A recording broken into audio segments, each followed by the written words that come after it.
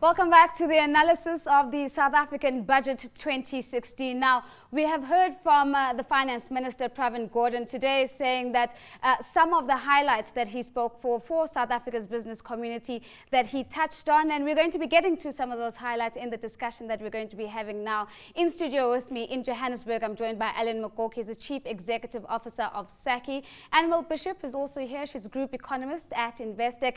Matsi Modise, the Managing Director at SiMODiSA, joins us in Johannesburg. And then in Cape Town, we're joined by Kieswetter. He's the former Chief Executive at Alexander Forbes and Sneha Shah, Managing Director for Africa at Thomson Reuters, also joins us from Cape Town. Let me get initial reactions, given the fact that my previous panel was quite negative in terms of their reaction to the budget. Let's see if the response from Business Voices tallies with that view. Annabel, I'll start off with you. Your initial reaction to the budget from the Minister for the business community, good or bad? Look, I don't think it was a bad budget, and I'm not convinced it foretells a rating downgrade, which I think some of your panelists were looking at previously. I do think it was very light on growth initiatives, and from that perspective, that's a big concern of the credit rating agencies. So they're very worried, how are we going to lift economic growth, and therefore how obviously are we going to run fast on a revenue front. But from an expenditure cutting point of view, the budget actually did deliver what the rating agencies asked, and I don't think that should actually be downplayed. And certainly in terms of lower fiscal deficit, that came through as well, and the debt stabilized as well. So a lot of the asks from the rating agencies actually did come through. Significant enough, bold enough? What would you, because I think there might be a lot of agreement around, yes, the important touch points were addressed. Do you get the sense that it was enough and it was bold enough to actually get that positive sentiment from the rating agencies and international community? Look, I think a touch of realism needs to actually be applied to this budget, and that is that we're in a global downturn. Economic growth is incredibly weak. You can't actually have an incredible budget that comes out and utterly, drops all the ratios down to, incredible levels. But I do think it was realistic, and I think certainly going forward, if we manage to stick to what is prescribed in the budget, what is budgeted for, then we should actually probably avoid a credit rating downgrade. But the markets collapsed because Brazil was downgraded into sub-investment grade or junk by its last we have emerging agency. markets sort of falling into and that that's the biggest driver for the rand. People who think the rand's driven by domestic events are looking at it wrong.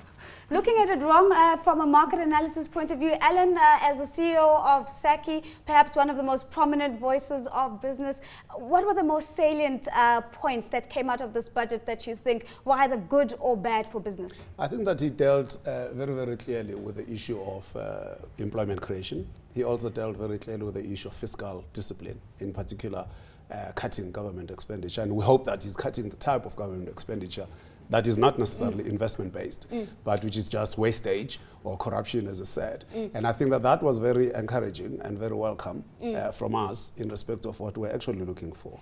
He dealt with the issue of the infrastructure, and I think that he dealt very, very decisively with many of the aspects that we're very much concerned with. There's not going to be any increase in corporate income tax, and that was a very, very good story for our people. He did make, even though it is only an objective, but there's no plan, he spoke at length about the issue of business support and empowerment, and I think that we're looking forward to the actual plans around what he meant. I want to go back to your first point that you've picked up, and this is around employment creation. Just give us a little bit more depth there. What is it about the strategy for employment creation that's resonated so strongly with you? It wasn't necessarily the strategy, but the objective. You must understand that a budget is a budget. A budget is a funding program in respect of where the income is going to come from or where the expenditures are going to come from. But it is not by its very nature the actual plan. The plan will follow because the plans are going to come from the various departments of government, whether it's the DTI, whether it's the Economic Development Minister via Ibrahim Patel. The Finance Minister, by his very nature, he is not the one who puts together a business plan for government. He only calculates the money, just like the CFO of any other company. The people on the business development side, whether they're looking at policy, whether they're looking at the actual execution plans in terms of infrastructure projects that must be driven via DPW or many of the other sectors of government, the education side, those are the people who must now support with content and with detail the idea of what the objective is. I think you raise a very important point that we'll come back to, because we have to then ask, why is this expectation levied on the finance minister when we had the State of the Nation address about 2 weeks ago? Are we looking at a political vacuum? But I'll get into those issues with you in a moment. Matsi, let's come to you. Salient features that resonated with you as voice of entrepreneurship and small and medium-sized enterprise growth in South Africa. Do you walk away from this budget feeling that it's good news on the horizon? Well, let me start by saying I admire his optimism given such tough times. However, the one thing that did stick was a contribution of 475 million rands towards the small business ministry, relative to 11.5 billion rands to social grants. I think it's a bit of a slap in the face for the great ambition we have for this country in growing small businesses. I mean, if you contribute and invest a lot more in small businesses, they're going to contribute towards the tax base. They're going to contribute towards creating jobs. They're going to contribute towards the innovation that will create new industries. So to only give them 475 million rands, I think we can do a lot more better, because this is something that's going to expand the economy instead of contracting the economy. So in that regard, I felt that, you know what, we need to support a little bit more. And also hoping that the money that's contributed is not going to go towards the administration of the small business ministry, but actually go towards enhancing, impacting, and also, you know, contributing towards the growth of small businesses. Maybe to pick, Matsi, for you to pick up on a point that Alan also raised, because Alan spoke positively around initiatives to curb corruption, and we heard about the proposal for an e-tender process, which gives one the impression that it would be more online, it would be more transparent and more straightforward. How do you react to that? Do you see this as good news, or do you see this as another initiative? Because at some point we were supposed to have a coordinated a tender process, which I didn't see materialize. Well, I think it was good news in 2015, because essentially it was, this is when it was introduced. So for 2016, it's actually not good news, it's concerning. Why has it not been implemented? You know, what is it going to take for us to start doing the things that we say we're going to do in former years? Let's go to Cape Town now. Edward, perhaps let me start off with you, and a two-pronged question, Edward. First, your reaction to the budget and what does this say for business in South Africa? But I also would like your comments on pension reforms. Of course, we know that that postponement of that annuitization is still in place. But what kind of message is this communicating?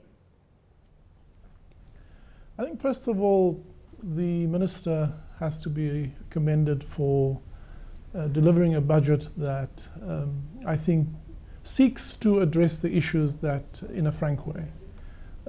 His core message that we are a society collectively that is resilient, resourceful enough, smart enough to address our challenges is absolutely an encouraging message, but also invites all of us as various partners to be part of the solution. The second point I'd like to make in terms of the budget is this is probably, in my experience, the most aligned business and government have been in a long time. The engagement with CEOs, in my view, was not just a frivolous engagement, but an earnest engagement to say, let's work together, we need your input, we need your help, we are partners, and our interests are completely aligned. It doesn't benefit any of us to have a ratings downgrade. And therefore we have to collectively do this. So for me, overall, within the space that the minister had, he did well. We were all surprised that he wasn't more bolder in terms of raising taxes, especially the marginal income tax rate at the top end. Understandably, redistribute some of the tax relief to the lower and middle income completely makes sense. One of the issues I want to single out as a point that I believe government and business must engage on seriously is there still seems to be a resistance or a lack of engagement and shared views around the role of private sector capital to fund capital projects and to recapitalize some of the state assets. And I think there one has to understand better what are the fears government are seeking to manage by avoiding the conversation around privatization, and how do we as business help government come along that because it has to be a source of capital to help fund some of these programs, to recapitalize some of the state-owned enterprises, and to take pressure off the fiscus, much needed pressure. On the point of pension fund reform, just one or two quick. So what was for me disappointing is that we had followed this process as an inclusive process, and in the 11th hour, Labour still does not seem to be aligned. There are obvious and understandable resistance from Labour, and we have to find a way of bringing Labour along, address their concerns, because it is absolutely an incontrovertible truth that we have to protect and preserve the pension funds, the accumulated value that workers during their lifetime have, to give them a better retirement. One understands the short-term need for money, but that trades off against the future need for that money, and also to take off some of the pressure on the social wage and grants that people need in their retirement. So I think it is unfortunate that government has kicked into touch and deferred the implementation by 2 years. Yes. And I really hope that the conversation around that accelerates with more earnestness to get to a point where we do the right thing. And there's no one that can argue that preserving the hard-earned gains during your employment, it's the right thing to keep that to provide you a income during retirement. Edward, thank you for that analysis, and no doubt it's going to filter through into our socio-political panel, which we're going to be having just after this panel. But Sneha, let me come to you and get your reaction to this particular budget. Again, the most salient pronouncement that the finance minister made that has resonated strongly with you. Absolutely. So I think I loved the tone. I have to say, sort of, it just really, it brought to mind for me the best of South Africa, the resilience and the creativity that Edward already mentioned. I think it was a very realistic budget, but actually a very optimistic tone that was set.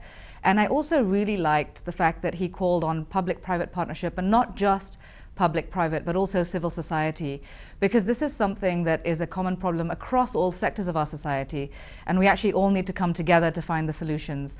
So for me, those were sort of some of the highlights around the tone. I do agree that maybe we didn't go far enough and bold enough in some of the growth and investment initiatives, and you can see that obviously reflecting in the currency. But I do think there were some nuggets in there that might be overlooked here, but actually are very, very powerful. One thing he mentioned about the strength of the tax collection regime in South Africa and leveraging that, and looking at implementing the OECD measures around base erosion and profit shifting. I think that could be a big source of revenue for the country in years to come, and something that I think is going to be very, very positive for the economy as a whole. The other piece that he hinted at was around empowering municipalities, and where we've seen that really take off is, you look at City of Cape Town. They've put valuation systems in place around their land and automated that, and they've increased the revenue collection around land by 71% in the last 3 to 4 years. And so imagine if you could expand that model to the other municipalities and really empower not just the municipal revenue collection, but also empower a very foundational thing, which is land ownership in this country, and really take that then to the next level around economic and social development. So I think there were some very positive messages in here, as well as obviously the tone that was set by the minister. Sneha, I just want to stay with you with a follow-up question in terms of growth. I mean, I think everybody is well aware of the 5% that is required to meet the targets and the goals of the National Development Plan. Again, we know that we're quite far from that 5% in this year or the coming year, for that matter. Where did you get a sense that it was clear that the country has a game plan on how we're going to hit those growth targets from this particular speech? And was it something that was even important to you to look for? Yeah, I think for me, it's, a number is a number, and I would love us to hit a higher number. But the reality is we're in a global climate that is quite I guess it's transforming right now. What's happening around emerging markets as a whole is affecting us in South Africa. What's actually really important to me is that we're setting ourselves on the right long-term path. I did think there were a couple of missed opportunities to accelerate growth. One of the things that I find that South Africa is actually a very competitive place right now to do business process outsourcing, for example.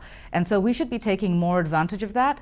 And I would have loved to see more around those specific opportunities in the budget. But that's not to take away from what's there. But I do think that there could have been more, for example, around that to help increase foreign investment and therefore their spur growth in the economy.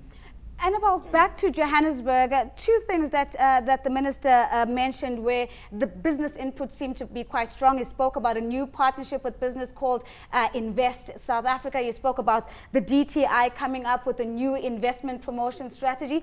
Is this duplication of existing initiatives, or is this something that we actually should be excited about? Look, I think it's been a very hard call for the minister overall with this budget. And he obviously had to talk up economic growth because there wasn't much money in the budget to really stimulate economic growth. It was really a budget where they needed to cut back a lot, but obviously still meet the ratios and requirements. So, all of this has made it quite difficult. Talking up some of pre-existing initiatives obviously is something he had to do. New initiatives as well, I think, is his 8-point plan, or what he's talking about, government and business working more closely together. And this came through in his speech, both from the public-private sector partnerships to great fiscal consolidation, to a number of other areas, including, reducing corruption and really, I think, lifting the investment sentiment in the country to try and promote business. But I don't think it's actually enough yet to turn the corner. The point that I really want to make is that we're in a difficult few years. This is not a situation which could be turned around by one budget. People who say, well, this is definitely now a sub-investment grade rating downgrade are probably being overly negative. But it doesn't mean we won't possibly have one or two little downgrades which don't take us into sub-investment grade, which would still reflect the fact that our economic growth has become so very weak. And, we obviously are really struggling with a number of factors, global and domestic. And in the absence of that lifting this year and next year, we could, as I said, have one or two little downgrades that don't take us to sub-investment grade, but do see us drop. But on a 3-year basis, I think that's what we need to work towards to avoid this situation worsening. And then after 3 years, we could see things starting to lift. It's just that things have got so bad for such a long period of time that it is not a quick turnaround. So Annabel coming with a dose of realism and practicality, Ellen, to a lot of the conversations. But I want to talk about the future sectors that we should be looking to. Sneha spoke about business process outsourcing, saying we should be focusing a little bit more on that. We know that there are quite a number of investments that the minister made mention of going into tourism, for example. We know that in terms of exports, those went up by 9%, but on the back of a weaker rand. Where do you see the drive, the engine of growth going to come from South Africa from a sectorial perspective? Well, I think that it's important to address, in particular, the shortages in infrastructure. We still don't have enough rail to move goods and people. We still don't have enough infrastructure in terms of telecoms. In particular, the thick fiber optic cables that need to be laid down, not only in South Africa, but throughout the region. Because remember, these are markets. Sometimes the South African business will only want to focus on what we're doing in South Africa, and we forget that there's the entire region which is actually opening up its markets, and we as South Africans are the only businesses that have a much more better opportunity to make play in a number of the African countries, whether it's Zambia, Kenya, and all these particular places. But let's stay on infrastructure, because one of the things that he then raised is that there should be more of a focus on funding maintenance projects in terms of existing infrastructure, as against constantly always launching new infrastructure. Again, how do you strike that balance? Because one would assume that infrastructure comes up based on demand for that infrastructure. Well, there's two parts of infrastructure. There's the part which is funded by government, the roads and that kind of stuff. That's not the stuff that I'm referring to. I'm referring to the stuff that private sector itself can actually drive. And the government therefore needs to create regulatory opportunities for the private sector to enter in a number of these particular areas. As I said, rail, telecoms, the laying down of power grids, the laying down of gas grids. These are all areas where, in effect, you want to see the private sector playing a very, very big, meaningful role, because they are very, very good sectors. They actually create the engines for growth. And I would say, for my side, those are the key areas that the government ought to be able to focus on. Matsi, coming to the financial institutions, development finance institutions in particular, the DFIs, there was a mention of the IDC and quite a good sum of money allocated towards black industrialists, for example. Do you think that we've been overplaying this black industrialist card at the expense of other focus areas that DFIs have to still be funding at this time? Well, I think our small, business sector is still quite weak, and it still has to grow. So, you have to be very practical about how we're going to create industrialists if we're battling with a small business industry. And there's a lot of investments that has to go into growing the small, medium enterprise base. And essentially, we have to, allocate money properly. But then also, if you had to look at, the development funding institutions, a lot of that money goes towards funding salaries instead of actually giving funding to small businesses. And small businesses being able to access this money. Access is still a big issue in South Africa. So it's a function of, let's be very practical about how we go about doing. These are great ambitions. This is what we're supposed to be doing. But let's just ensure that it's done properly, and small businesses do feel that they are part of the great ambition. They are being assisted. They are being able to access this money. Yeah. Edward, we're coming back to you in Cape Town, and I want to pick up on a comment that you made earlier around state-owned enterprises and the fear of privatization. I think the minister actually went off script at some point and actually said, I'm not talking about privatization, when he was talking about SAA and also potentially looking at SA Express being merged into SAA. We know that the Presidential Review Committee has also been done in terms of reviewing the state-owned enterprises. If there was a wish list that you could put forward, which are the top 3 SOEs do you think need to go? I think, again, I'm not suggesting necessarily wholesale privatization of some of the big ones, but you can certainly dispose of part of the Eskom generating assets. I think it's good that the minister announced a strategic equity partner in South African Airways.